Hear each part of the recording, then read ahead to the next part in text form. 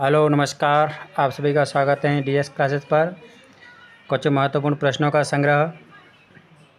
-20 कोष्टक -2 into कोष्टक -5 into 7 का गुणनफल होगा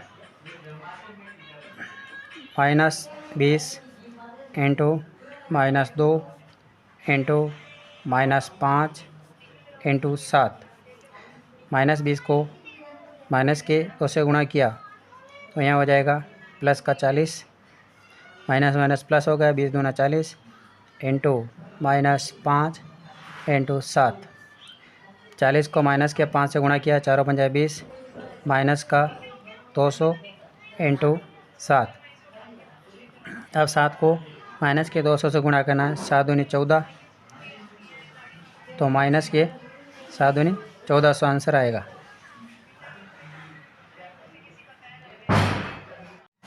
क्वेश्चन नंबर 2, माइनस के 16 भाजक 4 फिर भाजक कोष्टक बंद भाजक -2 का मान होगा। सबसे पहले हमें इन दोनों का कोष्टक खोलना है। -16/1 भाजक 4/1। कोष्टक को पहले हल किया जाएगा। -2 गुणा बदलेंगे, -16/1 इंटू 1/4 से कट गया आपस में माइनस का 4। यहाँ बचा माइनस का 4/1 फिर भाजक -2/1 फिर गुणा बदला इनको, -4/1 इंटू 1/, प्लस के माइनस के 2, माइनस से माइनस कट गया और इससे कट गया 2 बार, तो यानी कि इसका आंसर आ रहा है प्लस का 2।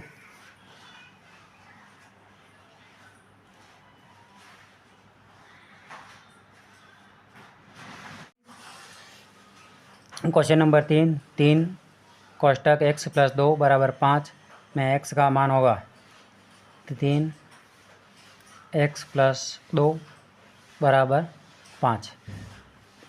3 को 1 से गुणा किया 3x प्लस 3 को 2 से गुणा किया 6 = 5। 6 का इधर पक्षांतर किया, 3x = 5 - 6, तो 3x बराबर -1, x बराबर -1/3। x का मान यह है।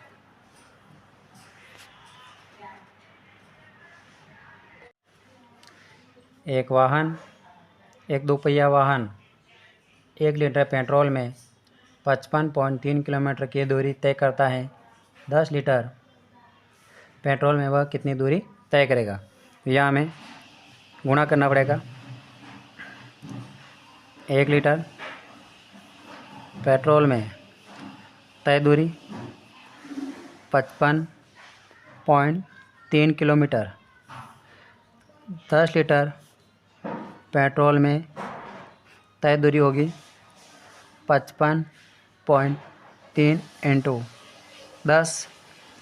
यहाँ से 10 मतलब हटाया, यहाँ 10 लगा, 10 से 10 कट गया, 553 किलोमीटर की दूरी तय करेगा। निम्न का समीकरण बनाइए। एक संख्या के 8 गुने में 4 जोड़ना आपको 60 प्राप्त होता है।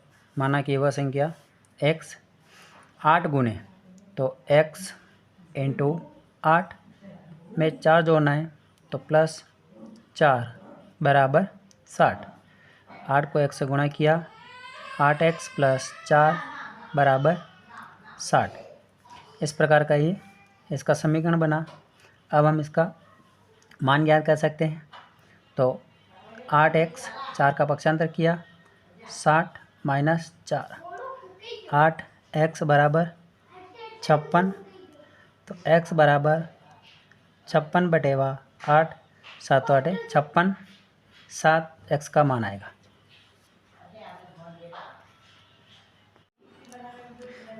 प्रथम 5 प्राकृत संख्याओं का माध्य होगा।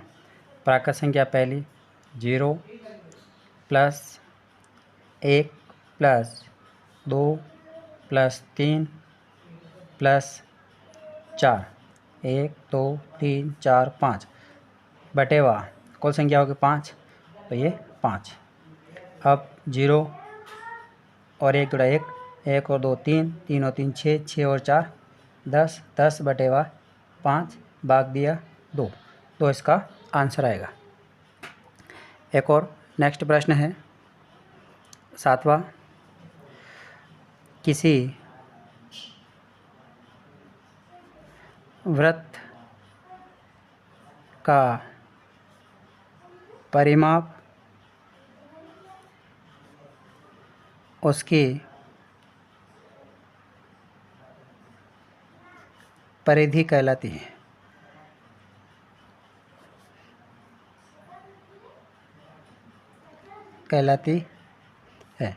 उसकी क्या कहलाती है? वो परिधि। क्वेश्चन नंबर 8, 2 पूरक कोणों के मापों का योग बराबर 90 डिग्री होता है।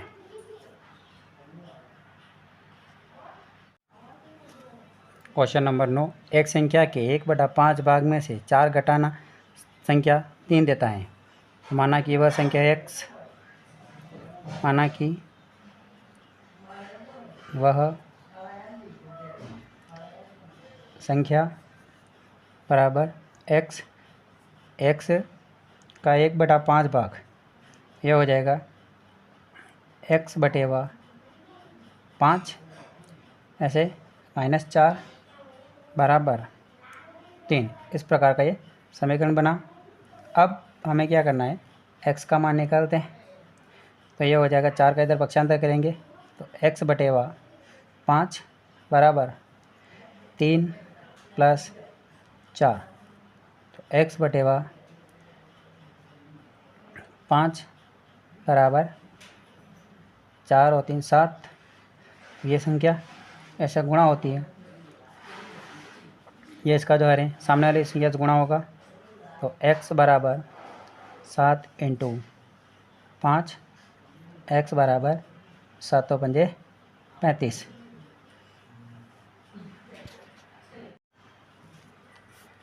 क्वेश्चन नंबर 10, एक पेड़ भूमि से 5 मीटर की ऊंचाई पर टूट जाता है। उसकी ऊपरी सिरा भूमि को आधार से 12 मीटर की दूरी पर छूता है। पेड़ की ऊंचाई ज्ञात करो।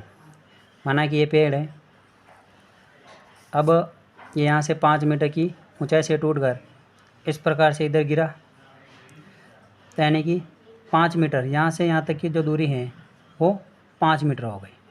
अब इसने कहा है कि उसकी ऊपरी सिरा, यानी ये वाला जो सिरा है यहाँ गिरा है, भूमि को उसके आधार से 12 मीटर, यानी कि यहाँ पर 12 मीटर की दूरी पर छूता है। तो हमें पेड़ की ऊंचाई ज्ञात करनी है। ये हो गया A, B और C हमें ज्ञात करना है। यहाँ पर कर्ण ज्ञात करते हैं, तो कर्ण ज्ञात करने का सूत्र है कर्ण बराबर रूट आधार स्क्वायर प्लस लंब स्क्वायर। आधार हो इसके 12 स्क्वायर प्लस 5 का स्क्वायर। 12 का वर्ग किया 144, 5 का वर्ग किया 25। अब दोनों को जोड़ लिया तो यह हुआ 169 और इसका वर्गमूल निकाला तो यह हुआ कर्ण बराबर 13, यानी कि इसका मान कितना 13 आ गया। अब 13 और ये 5, 13 प्लस 5 18 मीटर वृक्ष की कुल ऊंचाई है। क्वेश्चन नंबर 11, एक नगर की जनसंख्या 25,000 से घटकर 24,500 रह गई। घटने का प्रतिशत ज्ञात करो। तो कुल जनसंख्या थी 25,000 और रह गई 500 बराबर, यानी कि 500 लोगों की जनसंख्या कम हो गई। तो 500 बटेवा 25,000 इंटू 100, 2 जीरो से 2 जीरो कट गया, 1 जीरो से 1 जीरो कट गया, और 25 से 50 2 बार कट गया। 2% जो जनसंख्या है वो कमी हुई है 2%। अमीना एक पुस्तक को 275 रुपये में खरीद कर उसे 15% हानि पर बेचती हैं। उसका विक्रय मूल्य ज्ञात करो। तो 41.25 इसका हानि जो है वो आया। 275 माइनस 41.75 बराबर, यहाँ इसका जो आंसर है घटाएंगे हम तो 233.75 इसका विक्रय मूल्य होगा। विक्रय मूल्य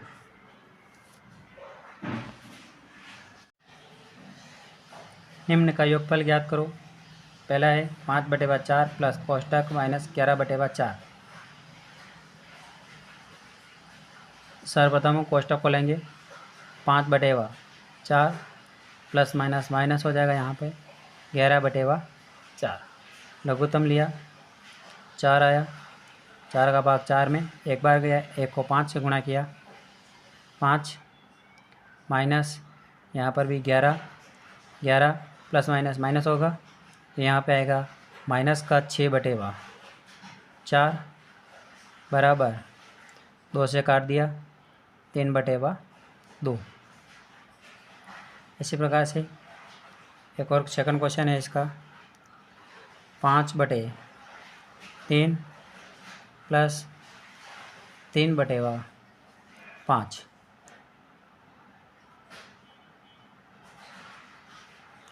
लघुत्तम लिया 15, 3 का भाग 15 में 5 बार गया, 5 को 5 से गुणा किया, 25 प्लस 5 का भाग 15 में 3 बार गया, 3 को 3 से गुणा किया 9, तो यहाँ हो गया 34/15।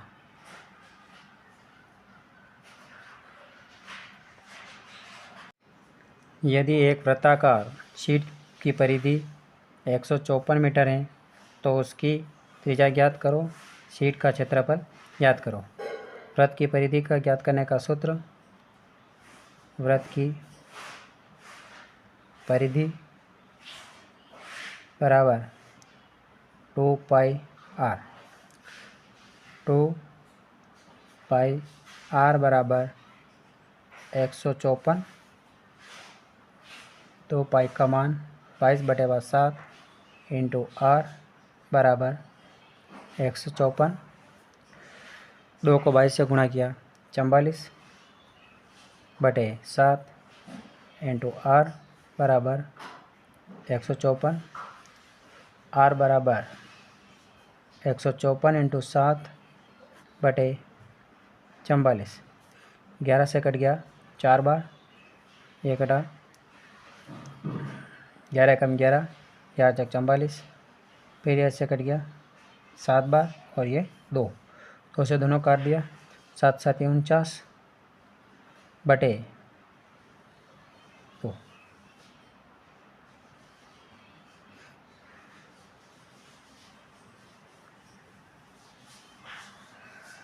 अब इसकी जो आ रही हैं वो आया 49/2। अब वृत्त का क्षेत्रफल ज्ञात करना है। वृत्त का क्षेत्रफल तो ये हो जाएगा, यहाँ पर सूत्र है इसका पाई r स्क्वायर 22/7 इंटू 49/2 इंटू 49/2। ये कट गया इससे 7 बार, ये कट गया 11 बार, 11 7 77, 77 इंटू 49/2। इन दोनों को आपस में गुणा करना है।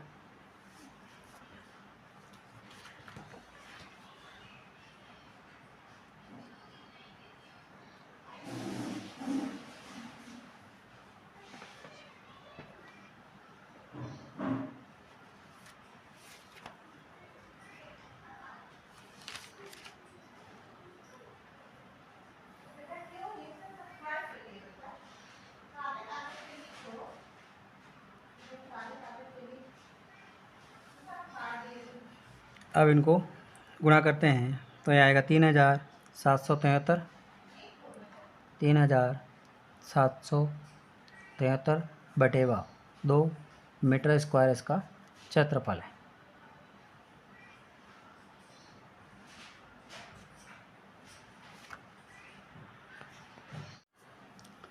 15 रुपये प्रति सेंटीमीटर स्क्वायर की दर से 1.6 सेंटीमीटर व्यास वाले एक वृत्ताकार टेबल की ऊपरी सतह पर पॉलिश कराने का व्यय ज्ञात करो। तो हमें वृत्त का क्षेत्रफल ज्ञात करना है। तो वृत्त का क्षेत्रफल ज्ञात करने के लिए आर की ज़रूरत पड़ती है। आर बराबर व्यास बटेवा 2। व्यास है हमारे पास 1.6 बटेवा 2, यहाँ आएगा 0.8 सेंटीमीटर इसका त्रिज्या प्राप्त हुआ है। अब हमें वृत्त का क्षेत्रफल ज्ञात करना है। वृत्त का क्षेत्रफल पाई आर स्क्वायर, पाई का मान यहाँ पर 3.14 लगाते हैं, इंटू आर 0.8 इंटू 0.8। अब इनको आपस में गुणा करते हैं तो यहाँ इनका जो आंसर है वो आएगा 2.0096 2.0096 सेंटीमीटर इसका क्षेत्रफल है। अब 1 सेंटीमीटर पॉलिश कराने का व्यय जो है 15 रुपये। तो 2.0096 सेंटीमीटर स्क्वायर पॉलिश कराने का व्यय होगा 15 इंटू 2.0096 बराबर 30.144 30.144 रुपये, यानी ये इसका कुल खर्च आएगा। यदि m बराबर 2 है तो निम्न का मान ज्ञात करो। पहला क्वेश्चन m-2। अब m की जगह हमें m का मान प्रतिस्थापित करना है। 2 m का मान है और -2, 2 में से 2 घटाया तो 0। Second question 3m-5। तो यहाँ हम m की जगह m का मान प्रतिस्थापित करेंगे तो 3 इंटू 2 -5, 3 को 2 से गुणा किया 6 -5, 6 में से 5 घटाया 1। तीसरा क्वेश्चन 9 -5m। तो यहाँ हो गया 9 -5 इंटू 2। 9 -5 को 2 से गुणा किया 10, और यहाँ आएगा माइनस का 1। चौथा क्वेश्चन 5m/2 -4। यहाँ 5 इंटू 2 बटेवा 2 -4, 5 को 2 से गुणा किया 10 बटेवा 2 -4। 10 में 2 का भाग दिया, ये कट गए 5 बार। 5 -4 बराबर 1।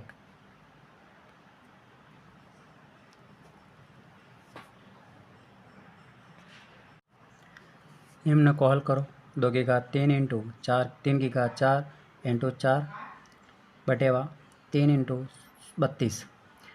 तो इनको सबसे पहले घातांक के रूप से लिखना है। 2 की घात 3 इंटू 3 की घात 4 इंटू 4 का हो गया 2 की घात 2 बटेवा 3 की घात नहीं है, एक ही यहाँ पर। अब 32 के गुणनखंड किए 2 की घात 5, 2 की घात 5 आया। अब हमें क्या करना है, के गुणा करने पर घातें जुड़ती हैं।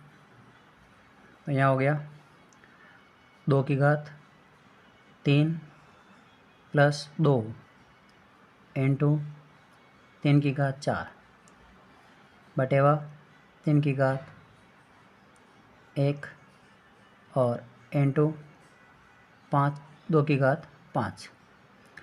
यहाँ पर हो गया 2 की घात 5 इंटू 3 की घात 4 बटेवा 3 इंटू 2 की घात 5।